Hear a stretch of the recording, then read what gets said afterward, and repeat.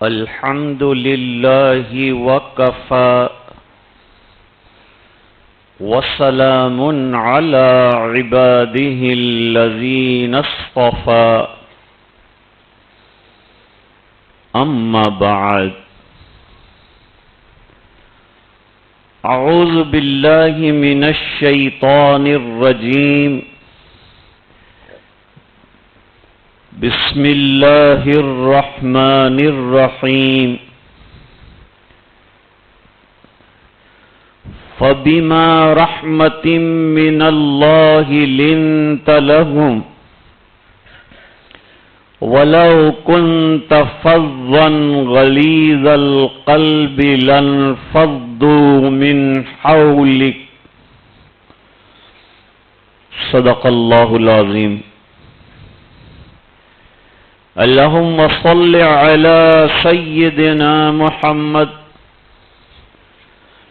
وعلى آل سيدنا محمد وبارك وسلم.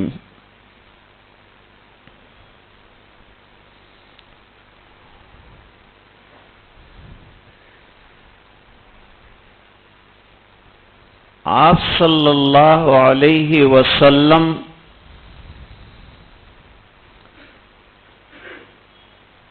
جو دین دے کر بھیجے گئے ہیں اس میں اخلاق کی بلندیوں کا بڑا درس ہے.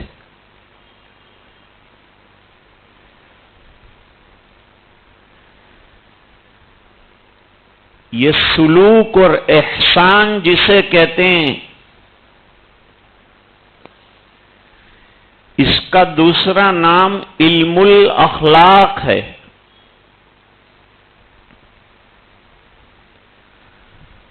اور اخلاق کہتے ہیں دل کے اعمال کا درست ہو جانا.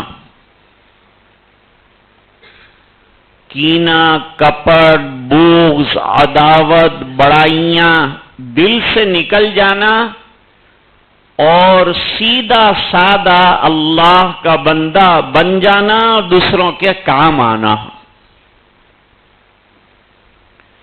سچائی والی زندگی گزرنا، انصاف والی زندگی گزارنا.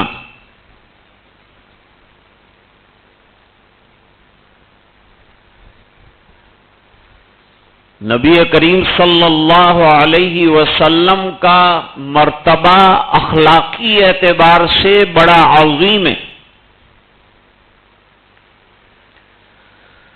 اور سیرت مقدسہ کا یہ بڑا جلی عنوان ہے.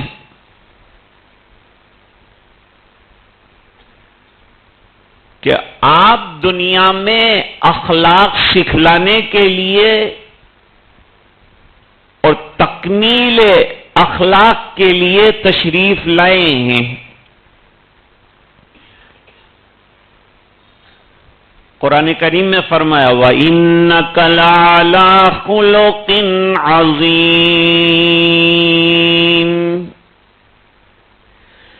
ایک اخلاق کریمانہ ہے، ایک اخلاق جمیلانہ ہے، ایک اخلاق عظیمانہ ہے. حضور پاک صلی اللہ علیہ وسلم کو سب سے عالی یعنی خلق عظیم عطا فرمایا گیا ہے. اخلاق کے انتہائی بلند معیار پر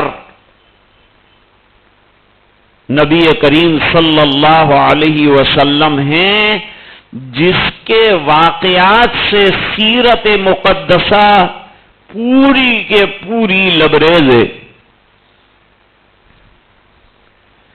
دشمنوں کے ساتھ حسن سلوک کرنا، اچھا معاملہ کرنا، دشمنوں کو معاف کر دینا، جانی دشمنوں کو درگزر کرنا، یہ سب سیرت مقدسہ میں بڑے اچھے عنوانات ہیں جن کو پڑھنا چاہیے اور پڑھ کر زندگی میں اتارنے کے لیے اس کو لکھا گیا ہے. حدیث شریف ہے، انما بعثت لأتمم مکارم الاخلاق.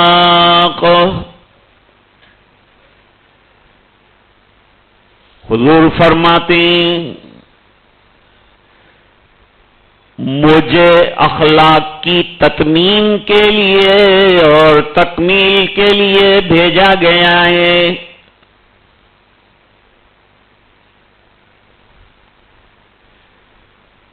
اب سرکار کے اخلاق اونچے تھے، ان کے غلاموں کے اخلاق دیکھتے ہیں.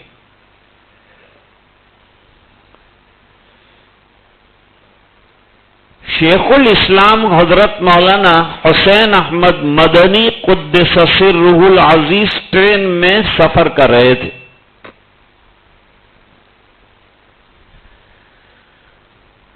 ان کی انگریز دشمنی واضح ہے. پوری زندگی ہندوستان سے انگریزوں کو نکال کر یہاں کے لوگوں کو آزادی کی سانس لینا نصیب ہو، اس کی جد و جہد کے اندر حضرت کی زندگی گزری. اور جب یہ مشن پورا ہو گیا تو مدرسے چلے گئے. کہا گیا کہ آپ کوئی منسٹری لے لیجئے، اتنی قربانیاں دی. فرمایا منسٹری کے لیے قربانی نہیں دی، انسانیت کے لیے دی، اللہ کے لیے دی.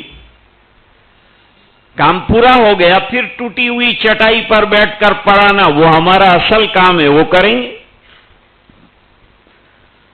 تو کوئی منسٹری بھی قبول نہیں کی. آج کل جو ایم ایل اے ہیں وہ 20 کروڑ 25 کروڑ کے اندر بکتے ہیں اور پارٹی چینج کرتے ہیں، اس کا پیسہ لیتے ہیں. لوگوں نے ووٹ دیا تھا کس پارٹی کا اور چلے جاتے ہیں کس پارٹی میں. خیر یہ سیاست سے کوئی اس کا تعلق نہیں ہے جو بات میں کر رہا ہوں. حضرت کے سامنے ایک انگریز بیٹھا تھا. ایک ہے انگریزیت سے اور ان کے نظام کار سے دشمنی، اور ایک ہے نفس انسان سے دشمنی. تو انسان سے کوئی دشمنی.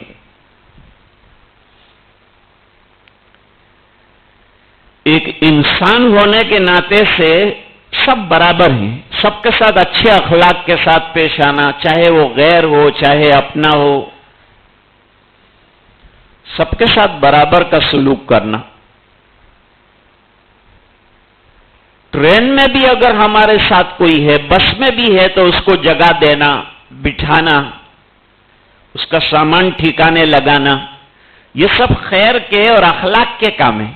غصہ نہ کرنا، سمجھا کر بات کرنا، پیار سے پیش آنا،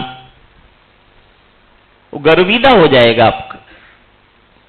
اللہ تعالیٰ نے انسان میں انس اور محبت رکھی.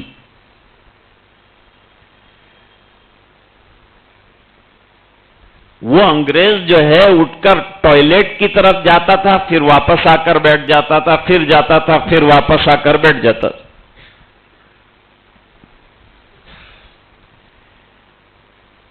حضرت نے اس کو محسوس فرمایا کہ یہ قضائے حاجت کے لیے جانا چاہتا ہے لیکن یہ جا نہیں پا رہا ہے، کوئی وجہ ہے. حضرت نے ایک چکر کاٹا وہاں کا تو دیکھا گندگی بہت ہے. اسلام نے صفائی کی بہترین تعلیم دی. اپنا گھر صاف رکھو، اپنا جسم صاف رکھو، اپنا دل صاف رکھو. ہمارے وزیر اعظم صاحب نے جو ہے سوچھ بھارت ابھیان چلایا ہے. جھاڑو لے کر چلے، ادھر صاف کر رہے ہیں ادھر صاف کر رہے ہیں. دل میں بھی تھوڑی جھاڑو چلا دیتے تاکہ یہ اسلام دشمنی ختم ہو جائے تو اچھا ہوتا.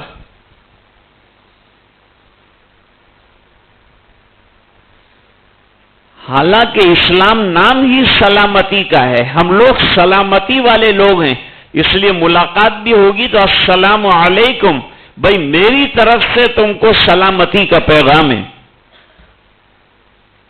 کوئی نقصان میری ذات سے آپ کو نہیں پہنچے گا، یہ پیغام پہلے ہی دے دیتے ہیں، کیونکہ نیا آدمی سامنے ملتا ہے تو ڈرتا ہے کہ بھئی یہ کہیں ڈینجر آدمی نہ ہو، تو ہم نے السلام علیکم کہہ کے اپنا ڈینجر نہ ہونا بتا دیا کہ ہم لوگ اچھے لوگ ہیں، تمہارے کام آئیں گے، تمہیں نقصان نہیں پہنچائیں گے۔ چنانچہ حدیث شریف میں فرمایا المسلم من سلم المسلمون من لسانہ ویدی، مسلمون کی قید اتفاقی ہے۔ دوسری جگہ حدیث میں یہ ہے کہ مسلمان وہ ہے کہ اس کے ہاتھ سے اور اس کی زبان سے کسی کو بھی کسی قسم کی تکلیف نہ پہنچے، یہ مسلمان کا کام ہے۔ تو صفائی یہ بھی مسلمان کا کام ہے، محلے کو صاف رکھنا، گھر کو صاف رکھنا، زبان کو صاف رکھنا، دل کو صاف رکھنا، جسم کو صاف رکھنا۔ اس لیے نماز سے پہلے صفائی کی اہمیت آئی کہ باوضو ہو کر اور جمعہ ہو تو غسل کر کے خوشبو لگا کر اچھا کپڑا پہن کر کھڑے ہونا، اپنے مسلمان پڑوسی کے ساتھ صف میں، اس کو بھی محبت پیدا ہو جائے گی۔ صفوں میں کھڑے رہنا، مل جل کر، اس سے آپس میں اور دلوں میں جوڑ پیدا ہوتا ہے۔ کتنی بڑی حکمت بیان فرمائی کہ جتنا صفوں میں درست کھڑے رہو گے اللہ تعالیٰ تمہارے دلوں کو درست فرمائیں گے۔ یہ حکمت اللہ کے رسول نے بیان فرمائی۔ اس کے خلاف کر کے دیکھ لو، جھگڑے شروع ہو جائیں گے، توڑ پھوڑ شروع ہو جائے گی، افتراق شروع ہو جائے گا، اور سرکار والی بات پر عمل کریں گے تو اتفاق آ جائے گا۔ تو اتفاق کتاب اللہ پر عمل کرنے سے اور سنتوں کی اتباع سے آتا ہے۔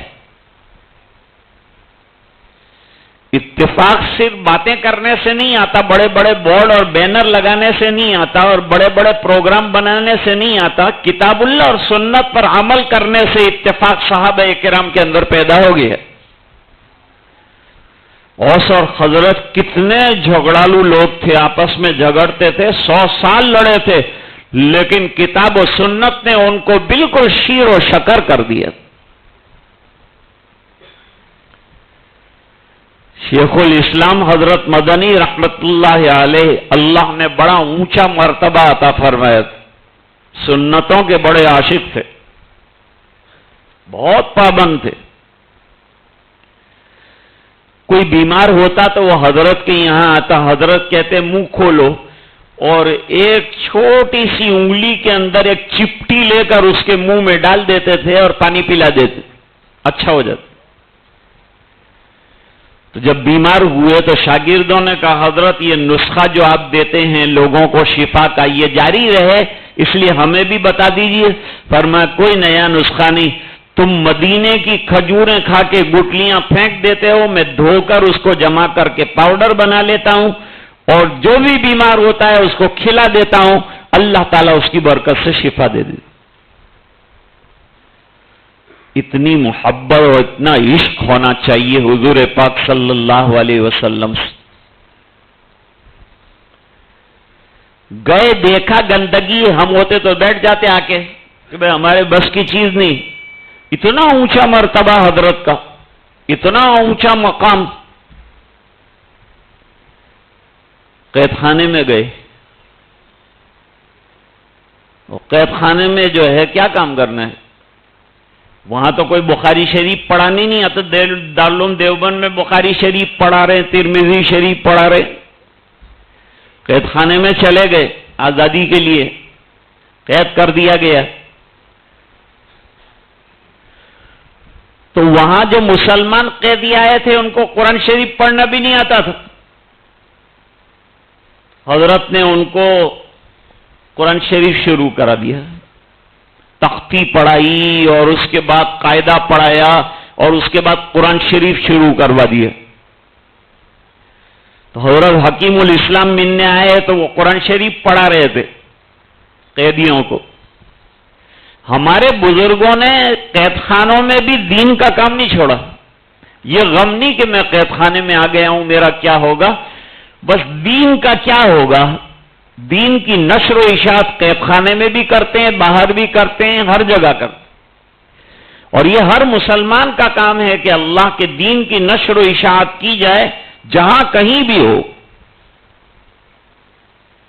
اچھی بات کسی کو پیار سے بتانا دعوت ہے، اور دعوت دو طرح سے دی جا سکتی ہے. ایک تو زبان سے بھی دی جا سکتی ہے، ایک عمل سے بھی دی جا سکتی ہے کہ ہمارا عمل ہی ایسا ہے کہ جو عمل کو دیکھ کر سامنے والا خود پوچھتا ہے کہ یہ عمل آپ نے کیوں کیا. ہمارے ایک دوست ڈاکٹر تھے، ابھی انتقال ہو گیا. وہ ٹرین میں بیٹھے تو عصر کا وقت ہو گیا. ان کے سامنے والی سیٹ پر ایک غیر مسلم بیٹھے تھے، وہ یوگا کر رہے تھے، آدھا گھنٹے سے اوپر نیچے ہو رہے تھے. ڈاکٹر صاحب عصر کا وقت ہوا تو مصلی بچھا کر نماز پڑھی. انہوں نے رکوع کیا، سجدہ کیا. 2-4 منٹ میں نماز پوری کر کے اپنی جگہ پر بیٹھ گئے. غیر مسلم نے پوچھا کہ ڈاکٹر آپ نے یہ کیا کیا ابھی؟ کہا یہ ہماری پریئر کا ٹائم تھا. سفر ہو کہ حضر ہو، ہم کو آرڈر یہ ہے کہ کمپلسری نماز جو ہے اس کو ادا کرنا ہے. اس بنا پر جو ہے میں نے نماز ادا کی.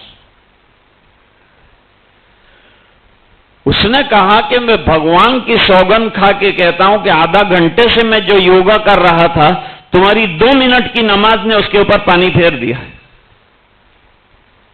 اتنا بہترین آپ کی نماز جو ہے یوگا سے بھی کہیں آگے. لیکن ہم یوگا کی نیت سے نماز نہیں پڑھتے.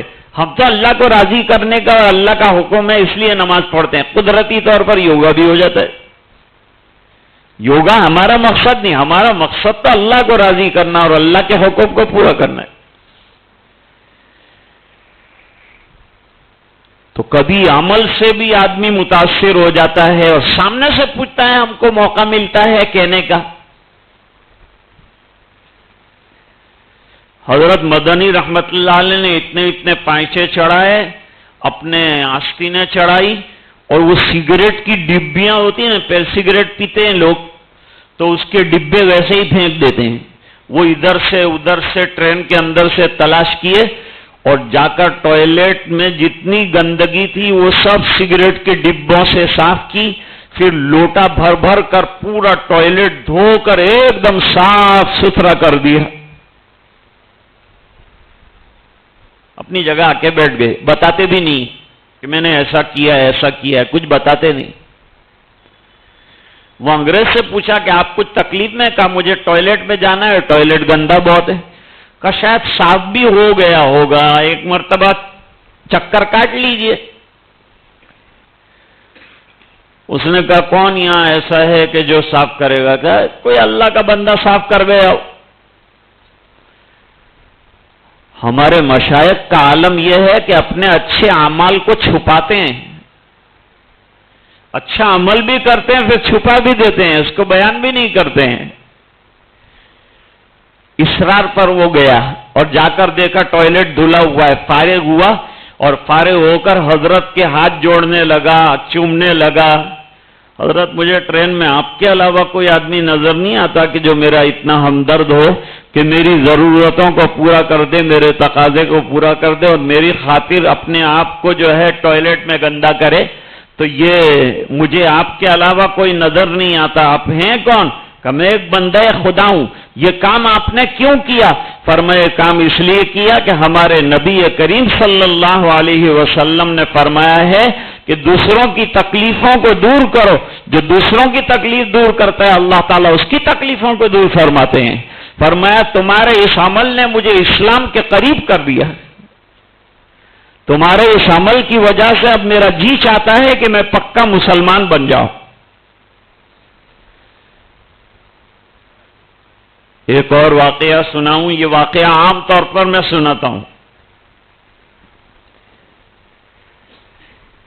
دوسرے مذاہب کے اندر چھوت اچھوت کا بڑا مسئلہ ہے. بھئی یہ اونچی ذاتی کا ہے، یہ نیچی ذاتی کا ہے. اونچی ذات والے کے ساتھ نیچی ذات والا نہیں بیٹھ سکتا، نہیں کھا سکتا. جیسے ہریجن ہے تو وہ جو ہے بھائی بالکل نیچے کاسٹ کا ہے، اور براہمن جو ہے اونچی کاسٹ کا ہے، وہ ہریجن جو ہے براہمن کے ساتھ بیٹھ کر نہیں کھا سکتا۔ سید عطا اللہ شاہ بخاری ایک جلسے میں گئے تھے، وہاں سے آئے، دسترخوان پر کھانے کے لیے بیٹھے تو بیچارہ ایک ہریجن جو ہے سامنے کھڑا تھا، وہ اپنے کاموں میں تھا، اس کو بلایا کہ بھئی تو بھی کھانے آ جا۔ اس نے کہا صاحب میں آپ کے ساتھ نہیں کھا سکتا، آپ کی ذات اونچی ہے، ہم لوگ نیچے ہیں۔ فرمایا انسان تو سب برابر ہے، تیرے دو ہاتھ میرے دو ہاتھ، تیری دو آنکھیں میری دو آنکھیں، تیرا ایک سر میرا ایک سر، پھر اونچ اور نیچ کیا ہے؟ انسان تو سب ایک ہیں۔ یا ایھا الناس انا خلقناکم من ذکر و انثی وجعلناکم شعوبا وقبائل لتعارفوا ان اکرمکم عند اللہ اتقاکم ان اللہ علیم خبیر۔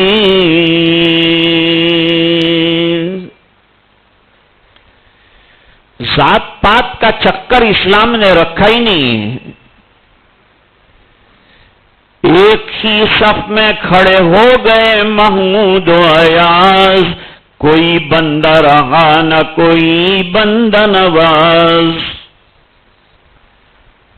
فرقہ بندی ہے کہیں اور کہیں ذاتیں ہیں، کیا زمانے میں پنپنے کی یہی باتیں ہیں۔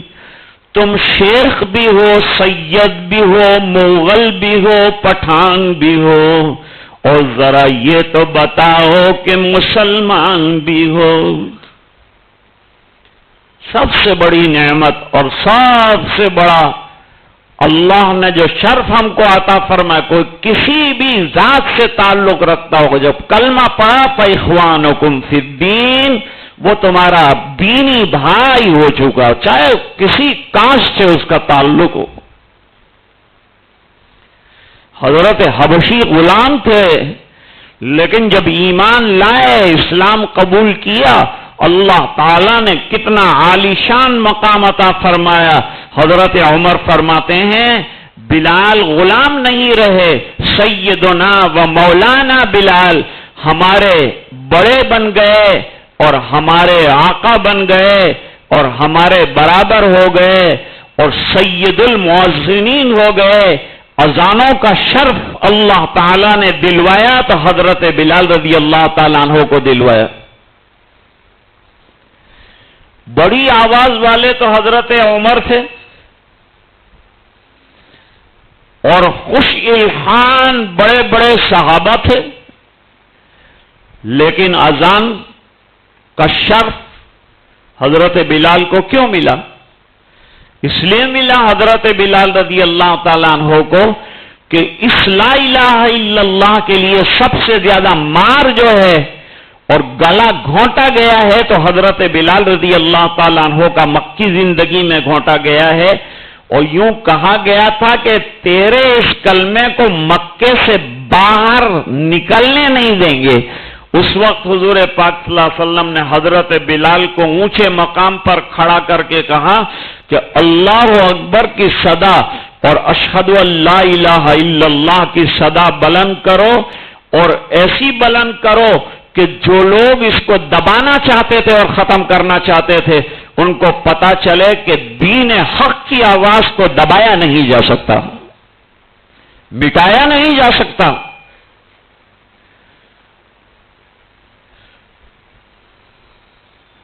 نور خدا ہے کفر کی حرکت پہ خندہ زن، پھونکوں سے یہ چراغ بجھایا نہ جائے گا۔ تو عرض کر رہا تھا کہ سید عطا اللہ شاہ بخاری نے اس کو وہاں سے پکڑا، کھانے کے لیے بٹھایا، کھاؤ بھائی۔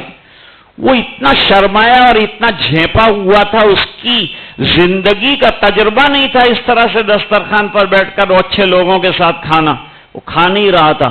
تو حضرت نے لقمہ تیار کر کے اس کے منہ میں رکھا، وہ تو حیران ہو گیا، دوسرا لقمہ رکھا وہ اور حیران ہو گیا، تیسرا لقمہ رکھا اور حیران ہو گیا، اور چوتھا لقمہ حضرت نے آدھا اس کو کھلایا اور آدھا خود کھایا۔ وہ دیکھ کر تو اس قدر وہ حیران ہوا کہ دوڑا دوڑا گھر چلا گیا کھانا کھانے کے بعد، اور اپنی پوری فیملی کو صبح میں لا کر حضرت کے ہاتھ پر بیعت کروایا اور مسلمان بنایا کہ میں نے کتابوں میں روشی مونیوں کے واقعات اور اخلاق کی باتیں پڑھی تھی، لیکن اس پر عمل کرنے والا کوئی دیکھا تو آپ کو دیکھا۔ آپ نے کہاں سے سیکھا یہ؟ فرمایا کہ میں محمد الرسول اللہ کا غلام ہوں، میرے آقا نے مجھے یہ تعلیم دی ہے اور سکھایا ہے۔ جب غلامان محمد کا عالم یہ ہے تو محمد عربی کا عالم کیا ہو؟ فرماتے وَإِنَّكَ لَعَلَىٰ خُلُقٍ عَظِيمٍ،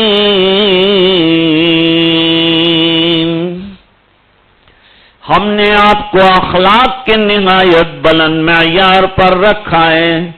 بابو بھائی نے مجھے بتلایا تھا کہ 1:17 پہ ختم کرنا ہے، سامنے والی گھڑی 1:17 جو ہے بتلا رہی ہے، مجھے حکم ملا تھا اس وقت تک کے لیے آپ کے ساتھ کچھ گفتگو کروں اور پھر بات کو ختم کروں۔ اللہ تعالی عمل کی توفیق عطا فرمائے۔ وآخر دعوانا ان الحمدللہ رب